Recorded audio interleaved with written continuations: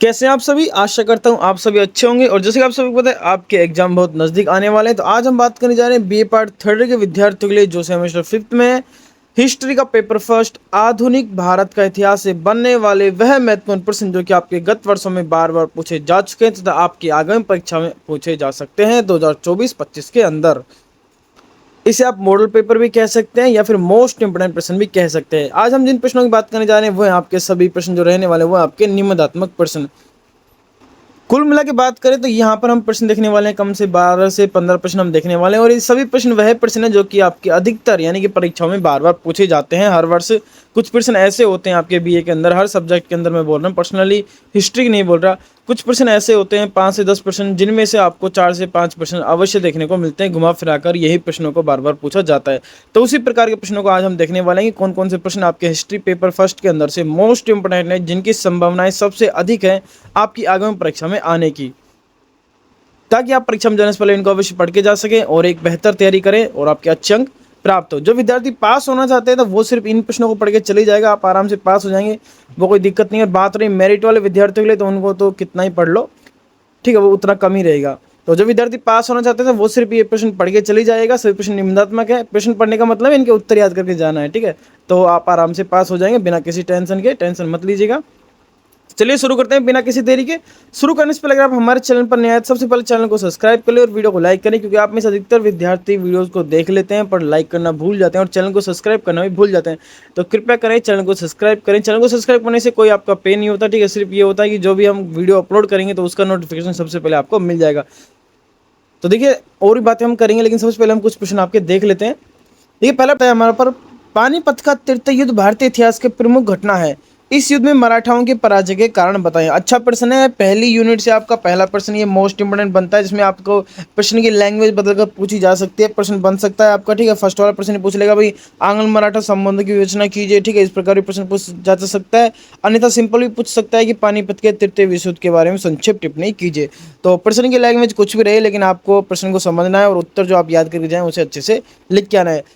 Video के and में मैं आपको बताऊं किस प्रकार से आपको कोई प्रश्न अगर नहीं आ रहा है, आप उस टॉपिक के बारे में पढ़ के गए हैं लेकिन उस टॉपिक का जो प्रश्न आप पढ़ा है वो प्रश्न नहीं आया, कोई और प्रश्न आया तो क्या करें, कोई प्रश्न का उत्तर बिल्कुल भी नहीं आया तो क्या करें, इनसे संबंधित बातें भी हम वीडियो में धीरे धीरे करते रहेंगे। आगे देखिए, उस घटनाओं का संक्षिप्त विवरण दीजिए जिनके परिणाम स्वरूप बंगाल में ब्रिटिश सत्ता की स्थापना हुई थी। ये प्रश्न भी अच्छा है, ठीक है। इस प्रश्न को काफ़ी बार आपके राजस्थान में, ब्रज में, मत्स्य में, ठीक है, शेखावटी यूनिवर्सिटी में, हर यूनिवर्सिटी में पूछा जा चुका है और अलग अलग ईयर में अलग अलग लैंग्वेज बदलकर प्रश्न पूछा जा चुका है। तो मोस्ट इंपोर्टेंट लगा लीजिएगा जहाँ से भी आप पढ़ते हैं। अगला प्रश्न देखिए, अगला प्रश्न आता है हमारा, भारत विभाजन के कारण पर संक्षिप्त टिप्पणी लिखिए, ठीक है, कारण है ये, कर्म नहीं। भारत विभाजन के कारणों पर संक्षिप्त टिप्पणी लिखिए, प्रश्न ये भी मोस्ट इंपोर्टेंट है। और आप अगला प्रश्न देखिए, गवर्नमेंट ऑफ इंडिया एक्ट 1919 का विस्तृत विवेचन कीजिए तथा 1935 के अधिनियम की सामान्य विशेषताओं पर प्रकाश डालिए। ये प्रश्न आपको मिला के इस तरह लगा लीजिए कि ये प्रश्न आपके हर वर्ष, एक वर्ष छोड़ के एक वर्ष हर बार पूछा जाता है, ठीक है। यानी ये प्रश्न तो आपको अवश्य पढ़ के जाना है, मोस्ट इंपोर्टेंट है, संभावना है पूरी की पूरी आने की, लघुरात्मक में भी और निम्नात्मक में भी। तो ये प्रश्नों को तो आपको अच्छे से पढ़ के जाना है, ये वाला प्रश्न, ठीक है, इनमें से कोई से पूछ सकता है और हर बार पूछने की संभावना इसकी 100 में से 200% होती है। तो इस प्रश्न को तो आपको जरूर पढ़ के जाना है, ठीक है। आपके राजस्थान यूनिवर्सिटी हो, चाहे शेखावटी हो, मत्स्य हो, ठीक है, ब्रज हो, हर यूनिवर्सिटी में पूछा जाता है ये प्रश्न, नॉन कॉलेज रेगुलर कॉलेज दोनों के अंदर है, ठीक है।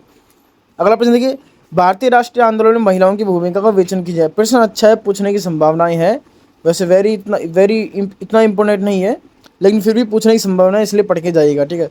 सुभाष चंद्र बोस पर एक संक्षिप्त टिप्पणी लिखिए, अच्छा प्रश्न है, पूछने की संभावनाएं पूरी पूरी हैं। मुस्लिम लीग पर संक्षिप्त टिप्पणी लिखी, अच्छा प्रश्न है ये भी। वैसे जो भी प्रश्न मैं आपको बता रहा हूँ 15 के 15 वेरी मोस्ट इंपोर्टेंट प्रश्न है, यहाँ पर कोई प्रश्न मैंने वैसे नहीं लिया कि हाँ भाई ज़्यादा इंपोर्टेंट ना हो, इंपोर्टेंट सभी प्रश्न है, ठीक है। और आपके सभी प्रश्न आपके आगे परीक्षा के लिए मोस्ट इंपोर्टेंट है। जो विद्यार्थी बीए पार्ट थर्ड में उनके लिए मैंने ज्योग्राफी प्रैक्टिकल फाइल की डिटेल के साथ एक एक सीट बताई हुई है किस प्रकार से बनेंगे, वो आपको प्ले लिस्ट में जाकर मिल जाएगी, BA part third geography practical file. साथ ही में जो विद्यार्थी BA part second year, BA part first year में उनके लिए भी बहुत सारे मोस्ट इंपोर्टेंट वीडियोस, प्रैक्टिकल से संबंधित क्वेश्चन, प्रैक्टिकल आपके चार्ट शीट्स और भी बहुत सारी वीडियोस मोस्ट इंपोर्टेंट। जो विद्यार्थी हिंदी साहित्य में है और जिन्हें समझ नहीं आ रही किस प्रकार से हम क्या करें, याद क्या करें, तो उनके लिए मैंने एक फॉर्मेट बनाया हुआ है, गद्यांश पद्यांश की व्याख्या कैसे करें, उसके द्वारा वो पासिंग मार्क्स आराम से ला सकते हैं। वो वीडियो सबसे टॉप पे व्यूज़ में और उसको आप सभी का बहुत अच्छा प्यार भी मिला है, तो इस वीडियो को जरूर देखिएगा जिन भी विद्यार्थियों के पास हिंदी साहित्य है। चलिए अगले प्रश्न की ओर चलते हैं। जिन विद्यार्थियों ने अब तक चैनल को सब्सक्राइब नहीं किया तो प्लीज कृपया करें चैनल को सब्सक्राइब अवश्य करें। अगला प्रश्न देखिए, 1920 के असहयोग आंदोलन के कारणों, ठीक है, फिर से कर्म नहीं है पर टाइपिंग मिस्टेक, कारणों के परिणाम को स्पष्ट कीजिए तथा 1942 का भारत छोड़ो आंदोलन के बारे में आप क्या समझते हैं। इस प्रश्न को आपको वैसे होने के दो प्रश्न है अलग अलग, लेकिन निबंधात्मक प्रश्न में जब ये प्रश्न बनेगा तो आपको ये दोनों प्रश्न एक साथ दे दिए जाएंगे और वहां पर आपको इन दोनों के बारे में उत्तर लिखना होगा। सिंपल सा पूछ सकता है असहयोग आंदोलन का संक्षिप्त टिप्पणी लिखिए, या फिर इस प्रकार भी प्रश्न बन सकता है कि निम्न पर टिप्पणी कीजिए। उसमें आपको भारत छोड़ो आंदोलन, असहयोग आंदोलन, आपके मुस्लिम लीग और भी दो तीन टॉपिक बनते हैं जिन पर आपसे टिप्पणी करवाई जा सकती है। तो ये प्रश्न भी आपको परीक्षा में जाने से पहले अवश्य पढ़ के जाना है। अगला प्रश्न देखिए, स्वदेशी आंदोलन के स्वरूप पर परीक्षण कीजिए और राष्ट्रीय आंदोलन पर इसके प्रभावों का रेखांकित कीजिए। ये प्रश्न भी अच्छा है, मोस्ट इंपोर्टेंट है, आपके गत वर्षों में बार बार पूछा जा चुका है। कुछ विद्यार्थी कमेंट करते हैं सर आपकी स्पीड बहुत तेज है, तो चलो मैं थोड़ा धीरे धीरे बोलने का प्रयास करता हूँ, ठीक है। तो अगला प्रश्न आता है हमारा, गोपाल कृष्ण गोखले के राष्ट्रीय आंदोलन में या फिर क्या योगदान रहा। तो ये प्रश्न का जवाब आपको देना है और अच्छा प्रश्न भी है और गत वर्ष में बार बार पूछा जा भी चुका है।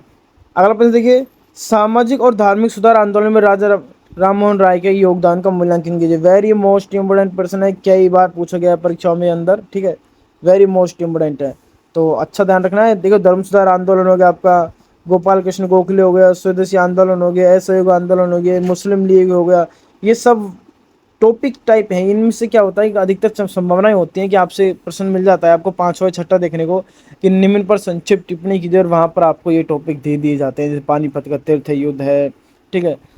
इस प्रकार के प्रश्न आपको वहां पर भी देखने को मिल सकते हैं परीक्षा के अंदर। देखिए, अगर आप मान लीजिए किसी भी टॉपिक से आप याद करके जाते हैं कोई प्रश्न अगर उस टॉपिक से नहीं आया, जैसे आपने याद किया आपके फर्स्ट इकाई अंग्रेजों के संघर्ष में मराठों का पतन, ठीक है, तो ऐसा ना करें कि हाँ भाई आप जो प्रश्न पढ़ के गए हैं और वो आपको नहीं आ रहा है तो आप उसे खाली छोड़ कर आए, नहीं, आपको उसके अंदर लिख के आना है, जो आपको याद है वही लिख के आ जाओ। बस हेडिंग उस प्रश्न से संबंधित बनाते जाइएगा, विवरण उसको जो आपको आता है वो लिख के जाएगा, पर लिख के जरूर आएगा क्योंकि एग्जाम नंबर उसी को देता है जो कुछ लिख के आता है।